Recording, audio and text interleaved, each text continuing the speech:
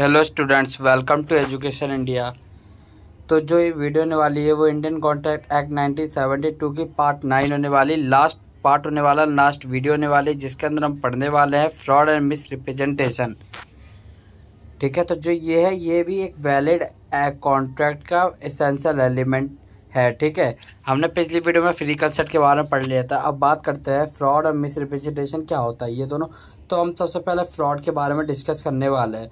तो ये जो टॉपिक चलेगा पहले फ्रॉड का चलेगा, फिर मिस रिप्रेजेंटेशन के बारे में हम पढ़ेंगे। तो according to section 17 of Indian Contract Act, fraud includes any the following act committed and contracting parties। यानी जो भी कॉन्ट्रैक्ट यानी दो पार्टीज होती है, जब वो अगर कोई भी ऐसा कोई एक्ट कमिट करने के लिए बनाते हैं जिससे दूसरे को क्या होता है, डिसीज होता है या किसी को हार्म होता है, किसी को किसी तरह का लॉस होता है, नुकसान होता है, तो इसे हम फ्रॉड कहते हैं। ठीक है, the effective concealment of fact by one who is aware the fact. यानी आपने देखो कोई भी फैक्ट किसी से छुपा लिया। ठीक है, कंसीलमेंट मतलब होता है छिपाना। ठीक है, अगर मान लो आपने कोई फैक्ट छुपा लिया, उसे नहीं बताया दूसरे पर्सन को, उससे उसे लॉस हो गया, तो ये भी फ्रॉड कहलाएगा। A promise made without any intention to carry out. आपने कोई भी बिना विदाउट इंटेंशन से कि आपको वो करना है नहीं करना, विदाउट इंटेंशन से कोई भी प्रॉमिस कर दिया। ठीक है, तो ये भी फ्रॉड कहलाता है। Any other act fitted to disease.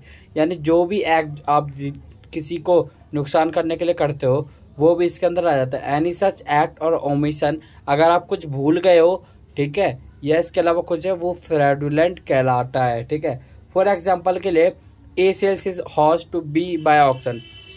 ए ने बी को अपना घोड़ा बेचा, किससे? ऑक्शन से। ऑक्शन मतलब होता है बोली लगाना। ठीक है, फिर बाद में ए को पता चला कि जो घोड़ा है वो अनसाउंड माइंड है। ठीक है, यानी पागल है वो। ठीक है, A tell B nothing about the unsoundness.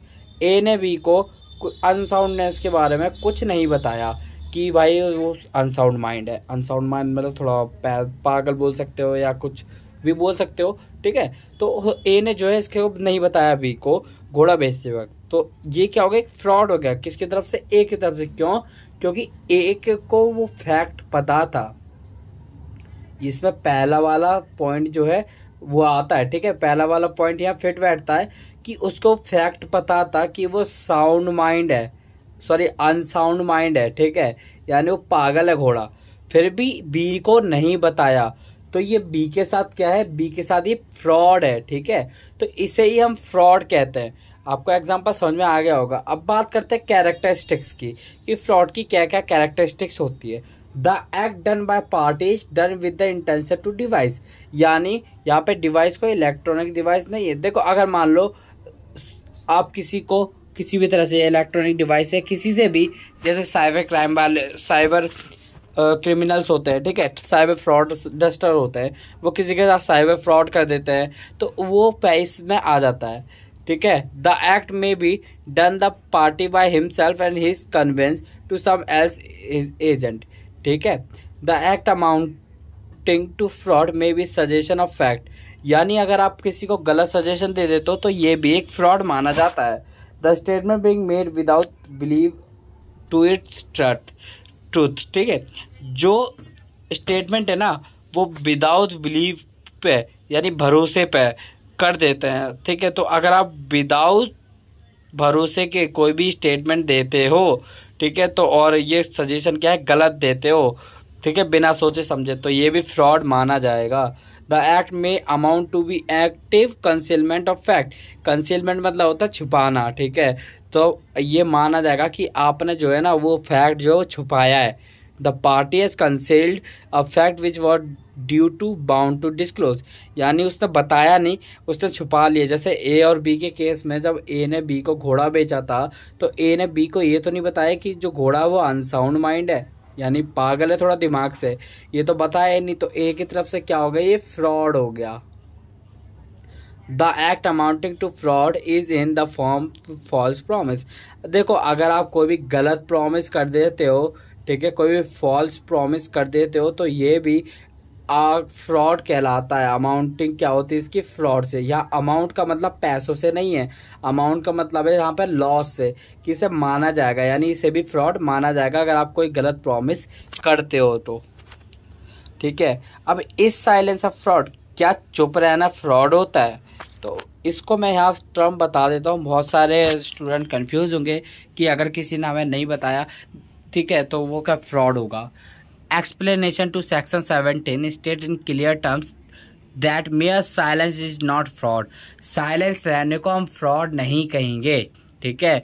Where silence amount to be active concealment, जहाँ पे जो साइलेंट है ना, वो एक तरह से माना जाता है कि वो छुपा रहा है, ठीक है, जो भी फैक्ट है।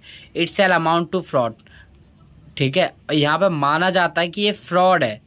Generally silence does not amount to fraud. देखो माना जाता है, अगर मान लो जैसे ए और बी की केस में था, ठीक है, लॉ तो कहता है कि साइलेंस रहना इसमें फ्रॉड है, ठीक है, इसमें ए साइलेंस रहा तो इसने फ्रॉड किया। बट जनरली अगर हम देखें तो जनरली साइलेंस रहने को उसने ये तो नहीं कहा कि वो साउंड माइंड है, ये भी तो नहीं कहा उसने।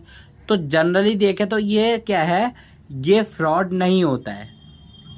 लॉ के हिसाब से तो ये फ्रॉड है, बट जनरली ये फ्रॉड नहीं होता है। Where party choose to speak, जहाँ पार्टी स्पीक करने की चुनती है और क्लियरली फुली बता देती है, he should not make the partial and fragmentary statement of fact so that the other party is misled.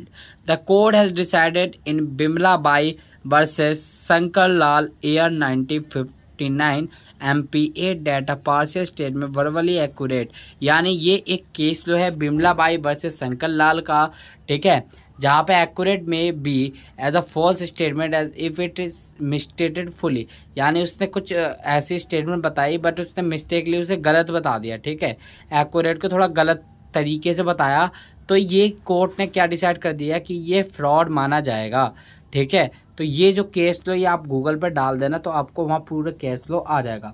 अब बात करते हैं फ्रॉड का क्या क्या इफेक्ट पड़ते हैं। He can avoid the contract and file a suit, यानी देखो अगर आप मान लो बी था, ठीक है, ए और बी था, बी को पता चला कि ए ने इसके साथ फ्रॉड कर दिया बी के साथ, ठीक है।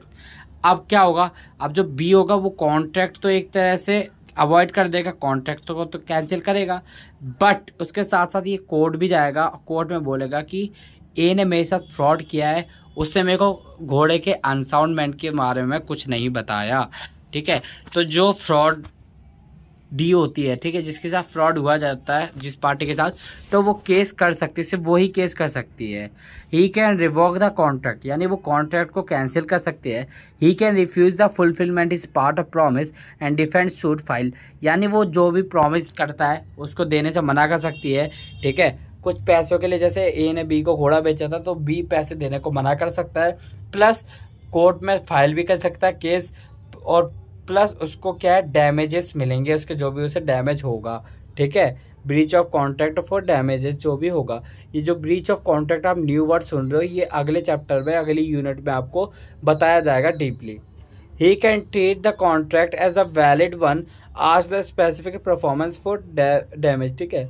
अगर आपको कोई डैमेज हुआ होगा ना ओरिजिनल कॉन्ट्रैक्ट पे, तो आपको उसका डैमेज जरूर मिलेगा, ठीक है। तो ये था अब तक का फ्रॉड का concept.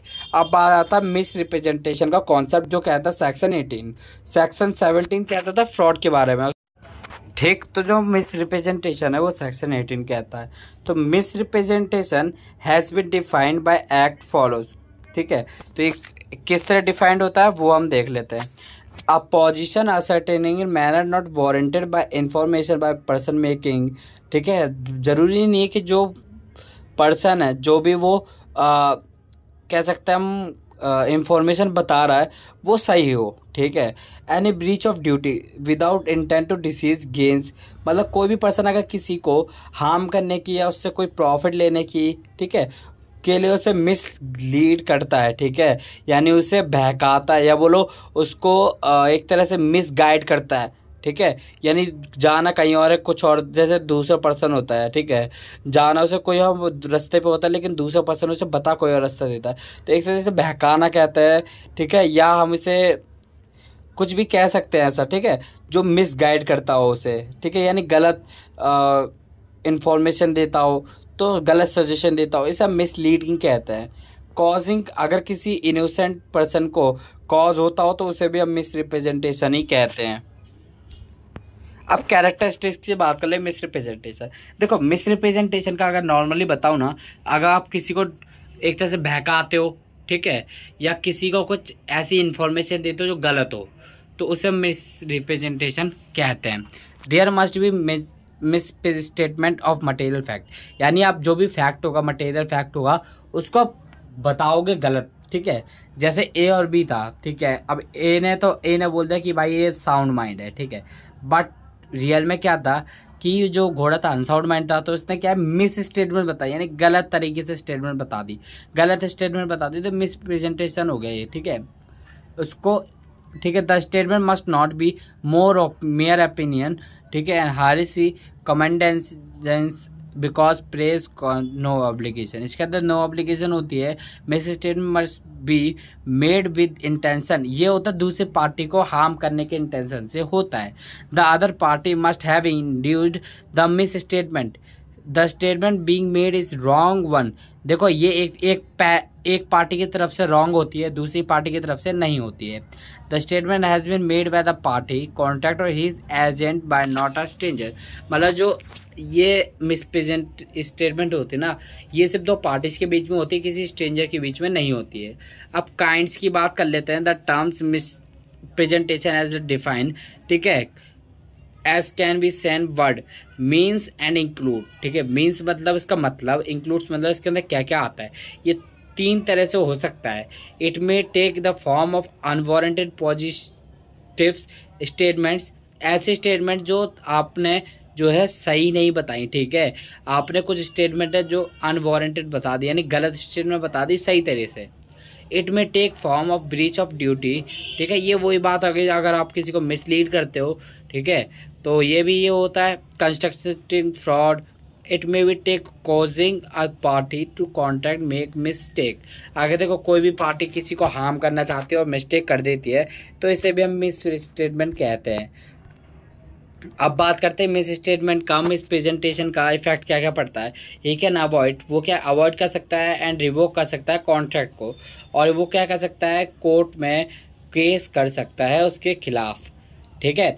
When the agree party loses his right, जब एग्री पार्टी अपना राइट खो देती है मिस रिप्रेजेंटेशन को रिवोक करने का, तो उस केस में क्या होता है, if he come to know of misrepresentation even then takes the benefit. देखो अगर मान लो किसी पर्सन को पता चल गया कि इसने मेरे से गलत किया है, ठीक है, उसने मुझे नहीं बताया, या बोलो उसने मुझे बहकाया था, ठीक है।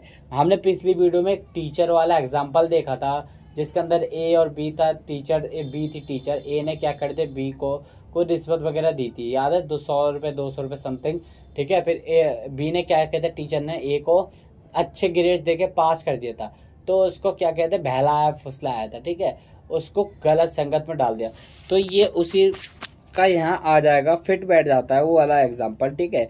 उसमें बेनिफिट, अगर बेनिफिट लेने के बाद पता चल रहा है कि वो मेरे से मिस स्टेटमेंट करवा रहा है, तो वो के फाइल नहीं कर सकता उसके खिलाफ कोई भी केस, ठीक है।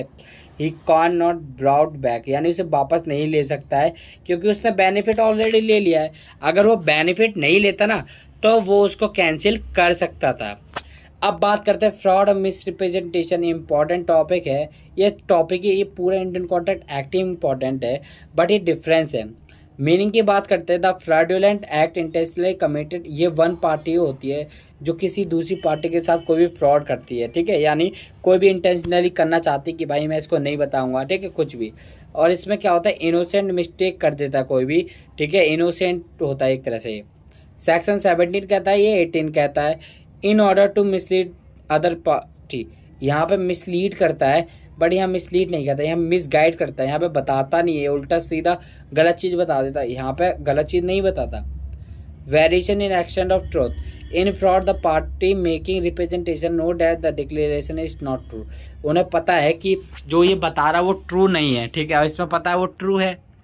क्लेम इसमें कर सकते हैं, क्लेम इसमें नहीं कर सकते हैं, क्योंकि इसमें तो वो बेनिफिट ले लेता है ना, वॉइडेबल, ये वॉइडेबल हो जाता है, ठीक है, जब उसका झूठ पकड़ा जाता है, लेकिन ये वॉइडेबल कभी होता ही नहीं है, क्यों, क्योंकि उसका ट्रूथ पाया जाता है, वहाँ पे वो सच बोलता है, ठीक है।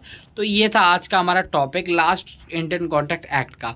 तो अब नेक्स्ट वीडियो में हम पढ़ने वाले हैं, डिस्चार्ज ऑफ कॉन्ट्रैक्ट्स, ठीक है। डिस्चार्ज का मतलब होता है किसी कॉन्ट्रैक्ट को ख़त्म करना।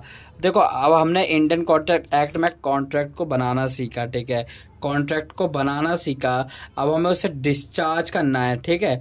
तो अब हम उसे क्या करना है, ख़त्म करना है कॉन्ट्रैक्ट को। तो किस किस वे में कर सकते हैं वो हम नेक्स्ट वीडियो में पढ़ने वाले हैं, नेक्स्ट चैप्टर में पढ़ने वाले हैं। 2 से 3 पार्ट ही आएंगे उस वीडियो के, उस चैप्टर के, क्योंकि ये चैप्टर ख़त्म हो जाएगा जल्दी, ठीक है। तो और आपका एग्ज़ाम से पहले ये जो बिजनेस लॉ है मैं ख़त्म कर दूंगा। और आपको जो ये नोट्स है ना वो मेरे टेलीग्राम ग्रुप में मिल जाएंगे, आप उसे ज्वाइन कर लेना, ठीक है। उसका जो लिंक है वो मैंने डिस्क्रिप्शन बॉक्स में दे दिया है। मेरा दूसरा चैनल है ड्यूसल अपडेट, आप उसे भी जाके ज्वाइन कर लेना, ठीक है। तो मिलते हैं जल्दी नेक्स्ट वीडियो में। तो thank you so much for watching.